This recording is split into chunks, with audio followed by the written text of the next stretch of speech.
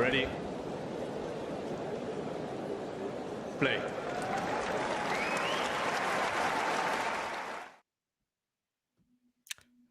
Good afternoon, good evening, or even good morning, perhaps, if you're tuning in from certain parts of Asia or Australia. Mario, how are you? Fine, thank you. Mario, what is this I see on your sweater? The British flag. Did you think Andy Murray was playing, or it was Battle of the Brits? Emma Raducanu. Emma Raducanu. Okay. Did you have a preference today for Raducanu or Jabeur?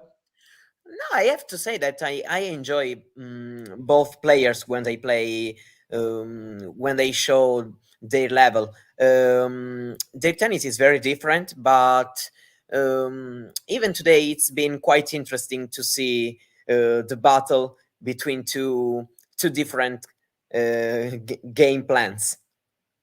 Yeah, true. I think both in a way with their own were sort of aggressive in their own way, but I thought Raducanu looked really good.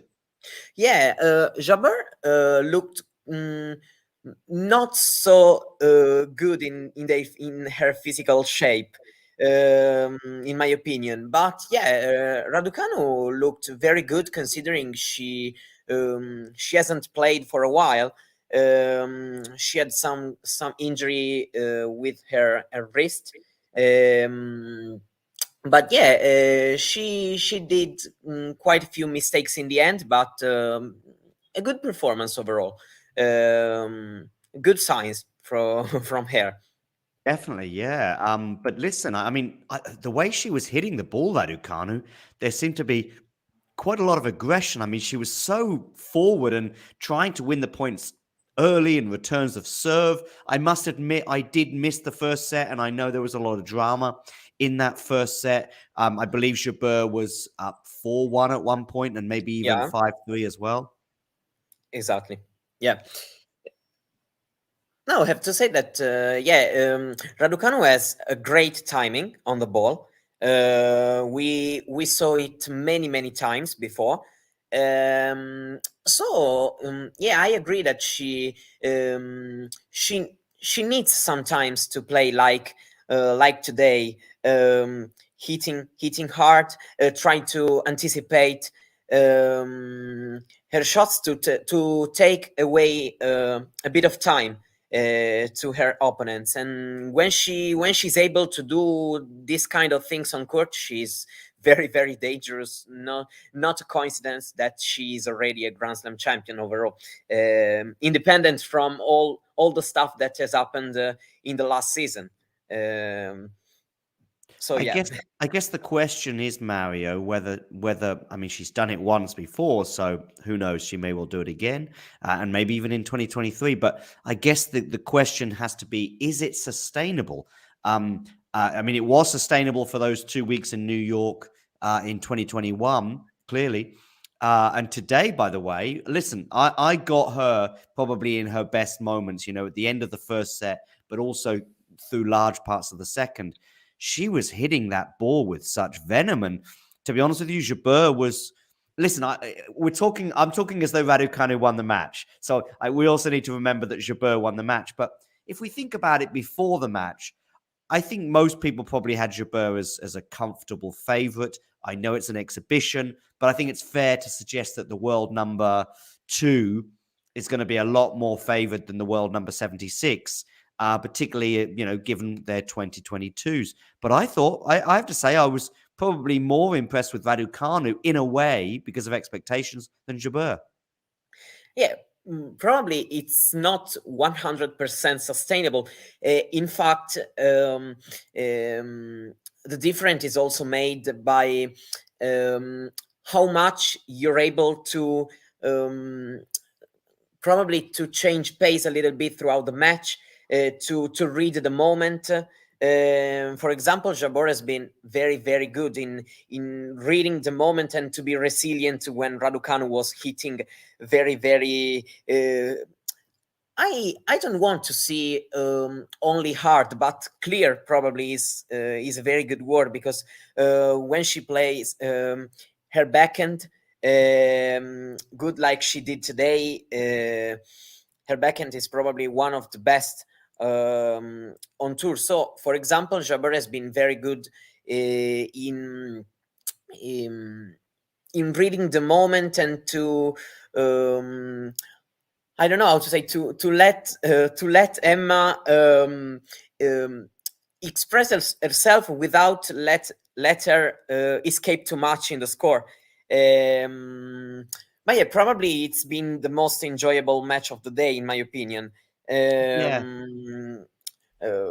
Yeah, Jabeur's tennis is also very enjoyable, independent of the importance of the event, because she's able to mix things a lot during the rally, even throughout a single game, a single set. But yeah, Raducanu has been enjoyable to watch, and an encouraging performance. Even if just an exhibition, we can hope for her that she's able to keep up her level and to stay fit physically for some weeks, some straight weeks during the next season, because this has been probably the most important problem of her 2022. Yeah, definitely. Yeah, I mean, listen, if she can stay fit, I had a big discussion yesterday with author and journalist Mike Dixon, who's written a book about Emma. And for me, ambitions for 2023. Listen, a basic ambition would be have a positive win-loss record. It sounds quite easy, and we look at some of our favorite players that are normally up near the top. And if they lose more than they win, we go, what a disaster. Well, of course, a lot of players, probably 50% of the tour, I guess, lose more matches than they win. If she could emerge by playing lots of 250s and 500s, as well as the 1000s, of course, etc. But if she could emerge this time next year with a positive win-loss record, I would say that's a good year. And I think that's a realistic ambition. If she has a deep run at a slam or she wins a title or two, fantastic. But anyway, listen, I still think, though, of the two players, it's still a long way back, if you like, for Raducanu in many respects, whereas Jabeur is going to be probably thinking, in Australia in particular, but, well, I guess all four majors next year, she really, in 2023, wants to win a major. Yeah, we saw last year that she's been a very solid player throughout all surfaces, because she won a title, a 1000 title on clay in Madrid, and then she reached Grand Slam final in Wimbledon on grass and US Open. So yeah, I think her main goal, and she also said that, is to well, she's already number 2 in the world. So ranking wise, the only goal she can set for herself is to try to catch Iga Swiatek. Oh no, sorry, the door. Don't worry, is everything okay? Yeah, she has she can enter. Okay. So and yeah, but in Grand Slams she has already lost 2 finals, so I think that she has set the goal for herself to try to get over the line and to try to win that title, because she had some chances even in the finals she played, because she won the first set against Rybakina in Wimbledon, but even against Swiatek she was very close to win the second set and to bring the match to the distance. So she's not far away, and I think she's thinking about winning a Grand Slam next year. Yeah, definitely. The problem is for Jabeur is she's one of probably about 10 players that are probably thinking, next year I need to win a major. I mean, Iga's obviously set her bar for herself very high. So I think anything other than one major for her next year would be a disappointment. I think Ons, given the fact that she's been in 2 finals in 2022, she, of course, has to be thinking about it. But I think Sabalenka, I think Maria Sakkari, Who else would I think must be thinking about either another major or a major? I think that probably, given what Garcia did Yeah, finishing the Garcia. season, she can think about doing something amazing. Probably because she was the best player in the end. So yeah, I think that she can try to think about it. Yeah, there are quite a few players that can set that goal. Not easy, because Swiatek is still the undisputed number one. But yeah, it must be a goal for 6-7 players in the ranking. Yeah, I mean, I would just add Pegula, probably, maybe even Coco Gauff. I mean, she's been in one major final already. If Gauff hadn't been in the French Open final, then maybe you would say, well, listen, just getting to a final would be an achievement. I do think that perhaps for somebody like Badosa, I think just getting back some kind of form, because her form in the last 12 months has dipped. But you could possibly say Daniel Collins, Belinda Bencic. I mean, these are two players. They are players that can find a good week, 2 good weeks. Yeah. Because they show that Collins reaching the final in the Australian Open, she was outplaying almost everyone till Barty got to her road. But also Belinda Bencic, she won the Olympic gold. She's been amazing also in Billie Jean King Cup, playing for Switzerland. So why not? Why not trying to find a form to reach a Grand Slam final? For her, it has to be the first time, and when you are in a final, you want to win it. Exactly. So yeah. Even if we just looked at those 5, though, Iga, Ons, Sabalenka, Sakkari, Garcia, at least one of them is going to be disappointed, because there is only 4 majors in a year. So, but then I think you're right. I think there's probably 10 or 15 that really are thinking, next year I need to go on and win a major. Of course, Bencic and Ons Jabeur are a particular age as well, where I think the pressure's greater. I think someone like Raducanu, bearing in mind her 2022, maybe the pressure can be off a little bit. It was, of course, very much on this year, bearing in mind she won the US Open in 2021. But I think for Raducanu, something like a win-loss record, positive win-loss record, and maybe a title, whether that be 250 or 500 or whatever. I think those are achievable and realistic goals. And who knows, she may even do better. Listen, as you said, there were other matches today there as well. I didn't watch either of them, so I'm going to need you to fill in the gaps. Let's begin with Tsitsipas, who began the day by getting revenge, if you like, on Cam Norrie after losing in an exhibition last week. How did Steph look today? Yeah, he looked good. As you said, he lost against Norrie in the last exhibition, the Diriyah Tennis Cup. But also I saw that he has a negative head-to-head record in official matches against Norrie. So he lost, for example, in Acapulco last year, 2022.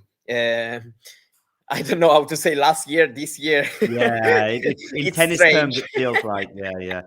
But, the new year in tennis is beginning right now, really, isn't it? Yeah, exactly. Happy New Year, Mario. Happy New Year. Happy New Tennis Year. So yeah, he looked very good on court. Probably the score in the first set has been a bit too harsh on Norrie, because he had few chances on return, but Tsitsipas returned very good.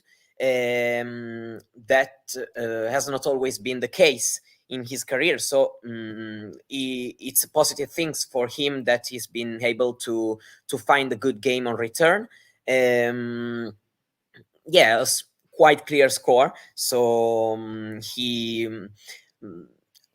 there's not been a doubt he would have won this match while they were playing. But yeah, he looked very good. But I have to say that Norrie is still showing what he's able to do, even losing this kind of matches because, for example, he had some very good wins last week in Saudi Arabia against Tsitsipas himself and Kyrgios. So yeah, he still has another match to play because in this tournament there's even a fifth place final. So he'll play against Coric. So he has another day to play to test himself. So probably I have to say that Tsitsipas needed this win more than Cameron Norrie, and he got the win, and so he should be happy to be able to play against. If I'm not wrong, he'll play against Ruud, and it will be a very strong test because we all know Ruud that he finished the season on a high tone, and so it will be curious to see how Ruud is physically, and how Tsitsipas is probably from a tennis point of view, if he's ready to beat, even if just in an exhibition tournament, a top player like Casper Ruud. Yeah, I think that it will be interesting. You would imagine that maybe Tsitsipas would go into that the more prepared, the favorite, if you like, just amongst those two, just because he's played a bit more tennis than Casper. Casper, I think this is his first match of any kind. I know these are exhibitions, and I'm very aware of that, but I do believe it's the first match for him of any kind since Turin. So that must be a good 5 weeks ago. Yeah, he played against Nadal in South America. He did, yeah. But yeah, probably some people are already saying that probably Ruud can be a bit tired of playing so much, but I don't know. I think that we are all different, and probably for him, playing even in exhibition events is still good because you can also give, I don't know, only 70-80% and not 100%, but still be able to test your tennis, to test your form. So I won't judge his choice to play a lot even in exhibitions in this off season. It's also a good day for Casper Ruud because he won the award, breaking the Federer and Nadal dominance. So yeah, it's also a good day for him for this reason. Yes, the sportsmanship award is the one you're referring to. I think he expressed gratitude on he expressed gratitude on Twitter, I think it was, maybe elsewhere as well, for that award, the sportsmanship one. I saw Nadal teasing him, saying they obviously don't know you very well, but then saying congratulations. But yeah, so Casper Ruud on Twitter said, thank you so much. This means the world to me. I saw the ATP account, I think it was, or it might have been the Tennis Channel, also posted an example of his sportsmanship in Miami, I think it was. Yeah. The only thing I'll say about that clip, so the clip is, to the audience that aren't familiar with it, is Alcaraz realizes that the ball is not functioning. I think it's flat or it's cut or something, and therefore needs a new ball. Now, strictly speaking, it's a second serve. No, strictly speaking, it's a first serve, but apparently he's supposed to lose his first serve if he changes the ball, which seems bizarre and unfair. And then Casper Ruud says, no, just take a first serve. The only thing I'll say is I think that's great from Casper Ruud, but not amazing. I think you're a bad guy if you say, no, let's have a second serve. So you're a bad guy if you say, take the second serve, and if you say no, have a first serve, you're kind of just normal. But it's like helping an old lady across the street. Okay, an old lady is struggling with her shopping. I think it's quite a good thing if you do help her, but it's not like amazing. I think there should be an obligation. Like if somebody falls over and you check to see if they're okay, that should be the norm. not pointing the finger at them, not doing nothing. Anyway, what do you think? Yeah, I totally agree with what you said. Obviously, it's a bigger thing, and Casper Ruud totally deserved this award in this 2022, in my opinion, because also the way he handled his defeats on bigger stages, because he reached so many big finals, and he always lost them. But he always been so gracious, so kind with any fellow players. But not only for that, I think he's a very good ambassador for our sport. So yeah, I'm very happy for him, because he's very deserving. I know that some people were also suggesting Felix or Geraliassim, and it would have been nice, because he's a great guy too. I also think that Ruud, but there are also at least 7-8 players which which can deserve that award, because many guys behaved very correctly on and off the court.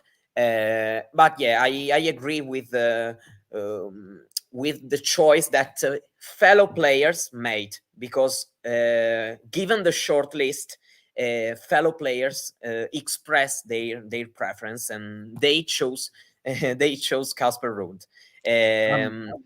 I mean, he was very. You're right. At times this year, he's shown a lot of kindness. Probably none more so than to Rafa Nadal in the French Open final, when he just took 6 games off him. Yeah. He was very kind that day. Yeah, that day, yeah, he's been very, very kind. Even because Rafa wasted a lot of energies in his past matches, and the final was quite comfortable. So, yeah, exactly. He was thinking of poor old Rafa. Doesn't want to spend too much energy, so he was particularly kind in that moment when he just took those 6 games. Yeah, I did see as well 1 or 2 people talking about Felix, but to be honest with you, look, there's the act. That's the best sportsmanship that Ruud has shown all season, really. Exactly. Listen. To be honest with you, I think most guys on court are fairly good. Most people are fairly gracious in defeat. So to be honest with you, 90% of the tour fits that category. Nick Kyrgios has yet to get on Twitter and express his outrage at not winning this award. He got robbed. But but maybe it's too early in the morning in Australia. I don't know. Listen, let's get back to Abu Dhabi and the tennis today. There was a third match, of course. Tell us a little bit about that. It's been a high quality match between Rublev and Coric. Very low chances on return for both players. Only 1 break point at the beginning for Coric, the first game, but Rublev handled it with it very, very well. But it's been very, very close. And they are two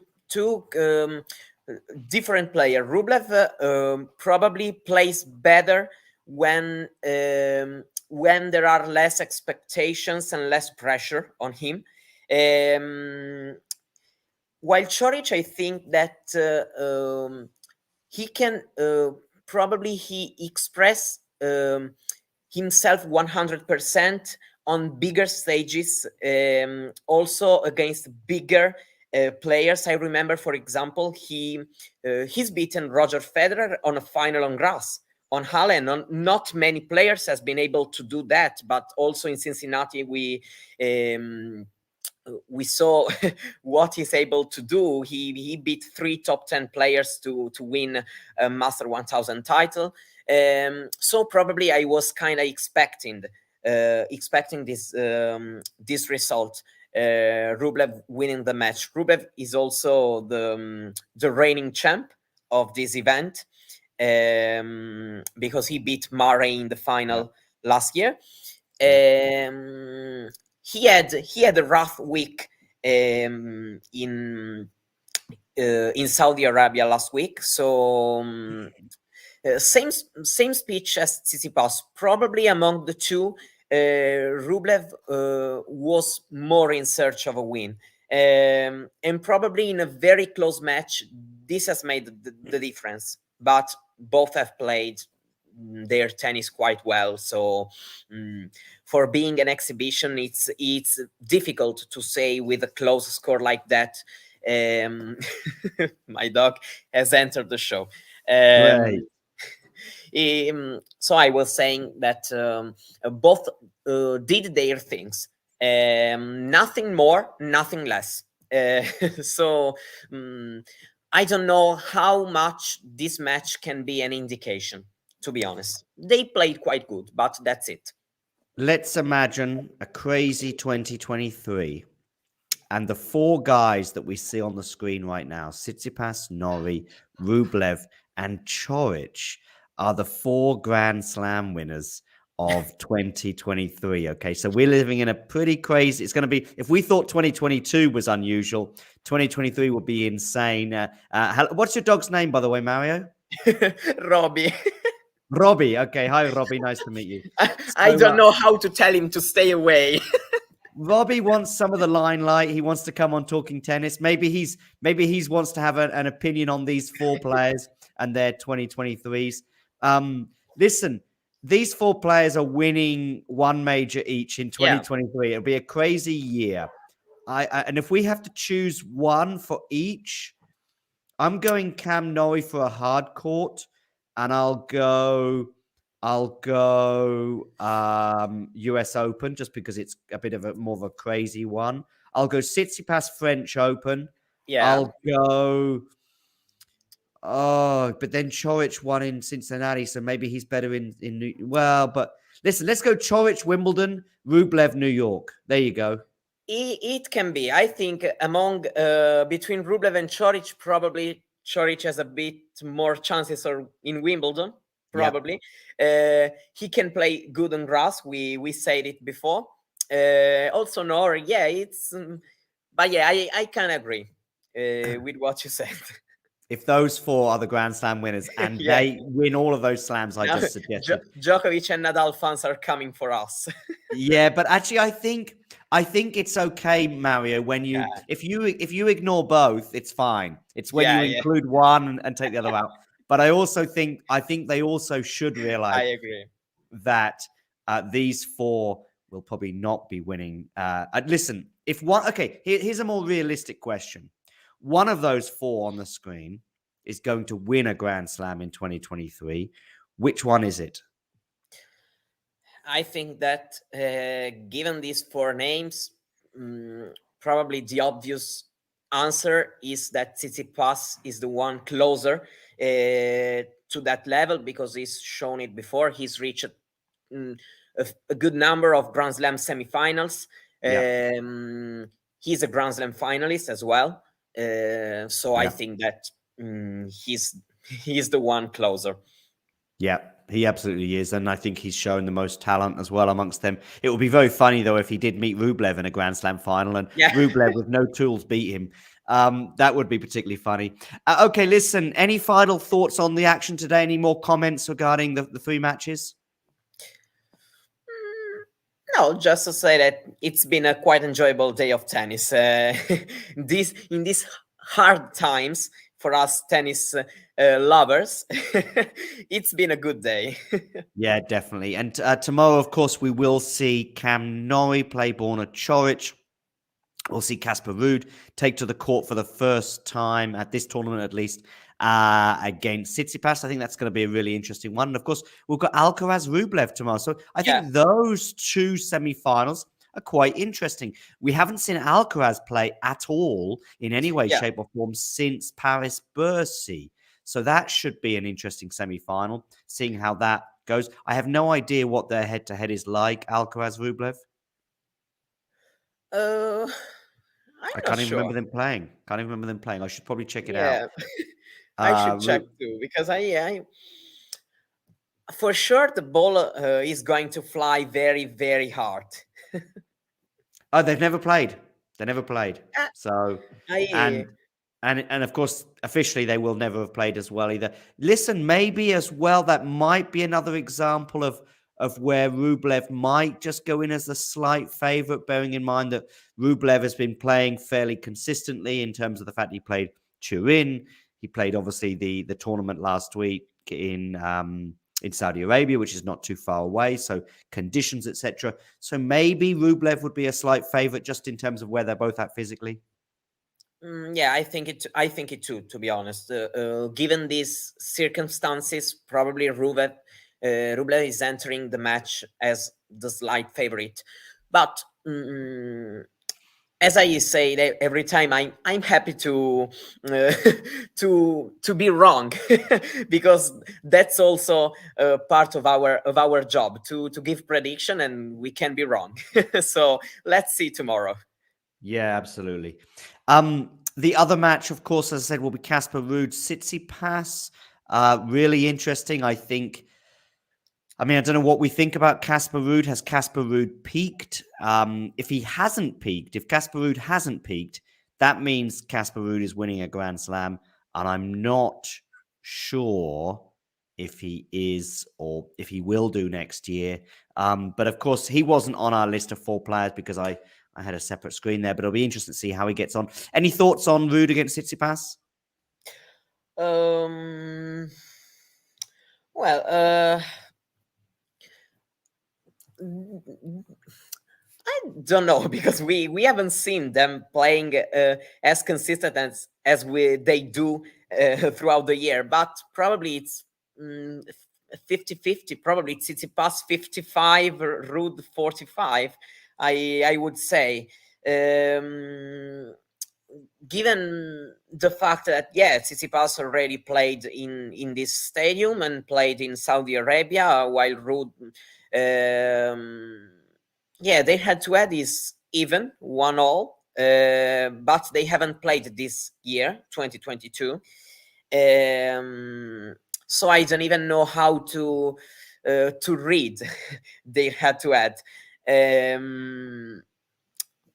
Probably I think Tsitsipas 55 because today he's played a good match and probably is going into this match as the slight favorite. But I think Tsitsipas and Ruud probably entered the 2023 season in kind of the same position in predictions for Grand Slam events.